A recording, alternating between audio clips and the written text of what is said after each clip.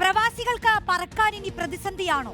Air India എക്സ്പ്രസിന്റെ ശൈത്യകാല service വെട്ടിച്ചുരുക്കിയതിന്റെ ആശങ്കയിലാണ് പ്രവാസി മലയാളികൾ. സംസ്ഥാനത്തെ വിമാനത്താവളങ്ങളിൽ നിന്ന് ഗൾഫ് രാജ്യങ്ങളിലേക്കുള്ള സർവീസുകളാണ് വെട്ടിച്ചുരുക്കിയത്. ചില സർവീസുകൾ പൂർണ്ണമായും നിർത്തലാക്കാനും ഭൂരിഭാഗവും വെട്ടിച്ചുരുക്കാനുമാണ് തീരുമാനം. വിശദവിവരങ്ങളുമായി VS രഞ്ജിത്ത് ചേരുകയാണ്. VS, പ്രവാസികൾ പെട്ടിരിക്കുകയാണ്. കാരണം നമുക്കറിയാം, ഇപ്പോൾ കണ്ണൂർ കോഴിക്കോട് നിന്ന് കുവൈറ്റിലേക്ക് പോകുന്ന എയർ ഇന്ത്യ എക്സ്പ്രസിന്റെ എയർലൈനുകൾ റദ്ദാക്കിയിരിക്കുന്നു. അതുപോലെ കണ്ണൂരിൽ നിന്ന് ഇനിയിപ്പോൾ ബഹ്റൈൻ, ദമാം എന്നിവിടങ്ങളിലേക്ക് നേരിട്ട് പോകുന്ന വിമാനങ്ങളും റദ്ദാക്കുകയാണ്. ഇതിപ്പോൾ ഇനിയിപ്പോൾ എയർ ഇന്ത്യ എക്സ്പ്രസിലല്ല പോകുന്നതെന്ന് തീരുമാനിക്കുന്ന പ്രവാസികളാണെങ്കിലും അവരെയും പ്രതിസന്ധി നേരിടും. കാരണം ഈ റൂട്ടുകളിലേക്കുള്ള വിമാന നിരക്ക് വർദ്ധിക്കും. അങ്ങനെ ആകെ പ്രതിസന്ധിയിലായിരിക്കുന്നു അല്ലേ കാര്യങ്ങൾ? എന്താണ് യഥാർത്ഥത്തിൽ സംഭവിച്ചത് രഞ്ജിത്ത്?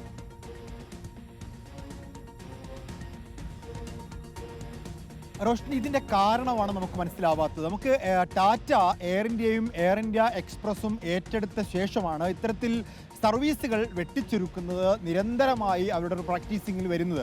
അവരെ സംബന്ധിച്ച് ഏറ്റവും ലാഭകരമായ സർവീസുകളിൽ ഒന്നാണ് കേരളത്തിൽ നിന്നുള്ള സർവീസുകൾ. ഈ എയർ ഇന്ത്യയിൽ നിന്ന് നടത്തുന്ന അന്താരാഷ്ട്ര സർവീസുകളിൽ 3 മാത്രമേ ലാഭത്തിലുള്ളൂ എന്നുള്ളത് ഇന്ത്യയുടെ പാർലമെന്റിൽ അവതരിപ്പിക്കപ്പെട്ട കണക്കുകളിൽ പറയുന്നതാണ്. എന്നിട്ട് കൂടി കേരളത്തിൽ നിന്നുള്ള സർവീസുകൾ നിരന്തരം വെട്ടിച്ചുരുക്കുകയാണ്. നേരത്തെ എയർ ഇന്ത്യ ഇത്തരത്തിലുള്ള അന്താരാഷ്ട്ര സർവീസുകൾ വെട്ടിച്ചുരുക്കിയിരുന്നു. അത് അബുദാബിയിലേക്കും ദുബായിലേക്കും കുവൈറ്റിലേക്കുമുള്ള എല്ലാം സർവീസുകൾ വെട്ടിച്ചുരുക്കപ്പെട്ടിരുന്നു. അതിനുശേഷം ഇപ്പോൾ ഇതാ എയർ ഇന്ത്യ എക്സ്പ്രസിന്റെ ശൈത്യകാല സർവീസുകൾ, അതിൽ പൂർണ്ണമായും നിർത്തലാക്കുന്ന സർവീസുകൾ നേരത്തെ റോഷ്നി സൂചിപ്പിച്ച പോലെ തന്നെ കോഴിക്കോട് നിന്ന് കുവൈറ്റിലേക്കുള്ളത്, തിരുവനന്തപുരത്ത് നിന്ന് അബുദാബിയിലേക്കും ദുബായിലേക്കുമുള്ളത്, കണ്ണൂരിൽ നിന്ന് ദമാമിലേക്കൊക്കെ ഉള്ളത്, അങ്ങനെയുള്ള നിരവധി സർവീസുകൾ പൂർണ്ണമായും ഒഴിവാക്കുന്നു. അതോടൊപ്പം തന്നെ പല സർവീസുകളും വെട്ടിച്ചുരുക്കിക്കൊണ്ടുള്ള നടപടിയാണ്.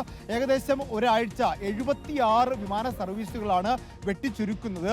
അത്തരത്തിൽ ഒരു മാസത്തെ കണക്കെടുത്താൽ 300ഓളം വിമാനങ്ങളാണ് വെട്ടിച്ചുരുക്കുക. അങ്ങനെ കണക്കെടുക്കുമ്പോൾ 56,250 സീറ്റുകൾ, അത് ഗൾഫ് കൺട്രീസിലേക്കുള്ള സീറ്റുകളാണ് കുറയുന്നത് എന്നുള്ളതാണ്. അങ്ങനെ കുറയുമ്പോൾ ഇപ്പോൾ തോന്നിയ പടിയാണ് മറ്റ് എയർ സർവീസുകൾ കേരളത്തിലെ പ്രവാസികളിൽ നിന്ന് വിമാന ടിക്കറ്റിന് നിരക്ക് ഈടായിക്കൊണ്ടിരിക്കുന്നത്. അപ്പോൾ ഒരു മാസം ഏകദേശം 56,000ഓളം സീറ്റുകൾ കുറയുമ്പോൾ മറ്റ് വിമാന സർവീസുകൾ വലിയ തോതിൽ അവരുടെ നിരക്ക് ഉയർത്താനുള്ളൊരു സാധ്യതയാണ് നമുക്ക് മുന്നിൽ കാണാൻ സാധിക്കുക. കേരളത്തിൻ്റെ കണക്കനുസരിച്ച് ഒരു മാസം 12 ലക്ഷത്തോളം പ്രവാസി യാത്രക്കാരുണ്ട് എന്നുള്ളതാണ്. ഈ 12 ലക്ഷം യാത്രക്കാർ കേരളത്തിലെ വിവിധ വിമാനത്താവളങ്ങളിൽ നിന്ന്, പ്രത്യേകിച്ച് അവർ കോഴിക്കോട് വിമാനത്താവളത്തിൽ നിന്നുള്ള സർവീസുകൾ ആണ് വെട്ടിച്ചുരുക്കുന്നത്. ഏകദേശം 25ഓളം വിമാനങ്ങൾ കോഴിക്കോട് നിന്ന് മാത്രം ഒരാഴ്ചയിൽ വെട്ടിച്ചുരുക്കുന്നുണ്ട്. ഇതൊക്കെ കോഴിക്കോട് നിന്നുള്ള വിമാനയാത്രക്കാരെ എത്രത്തോളം ബാധിക്കുന്നു എന്നുള്ളതാണ്. ഇത് ഏകദേശം നമ്മുടെ ഒരു വാണിജ്യ റൂട്ട് മാത്രമല്ല, പ്രവാസി തൊഴിലാളികളായിട്ടുള്ള പ്രൊഫഷണൽസ് ആയിട്ടുള്ള ആളുകൾക്കൊക്കെ ഇത് ബാധിക്കുന്ന പ്രധാനപ്പെട്ട റൂട്ടായിട്ട് മാറുകയാണ്. അപ്പോൾ എയർ ഇന്ത്യ എക്സ്പ്രസിൻ്റെ ഈ നടപടി പ്രവാസികൾക്കുള്ള ഒരു ഇരുട്ടടിയായി മാറുന്നു. 76 സർവീസുകൾ വെട്ടിച്ചുരുക്കുന്നു. അത് ഒരു മാസം 300ഓളം സർവീസുകളാണ്. ഒരു മാസം 56,000ഓളം സീറ്റുകളാണ് കുറയാൻ പോകുന്നത്. അത് വിമാനയാത്രാ നിരക്കിൽ വലിയ വർധനയുണ്ടാക്കും. അതോടൊപ്പം ഈ യാത്രാ നിരക്ക് മാത്രമല്ല, ആളുകൾക്ക് ടിക്കറ്റ് കിട്ടാനുള്ള ദൗർലഭ്യമുണ്ടാവും.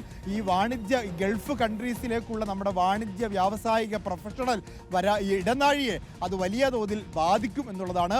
ഇന്ത്യ ഗവൺമെന്റിന്റെ പ്രത്യേകമായ ഇടപെടൽ ഇക്കാര്യത്തിൽ ഉണ്ടാവേണ്ടതുണ്ട്.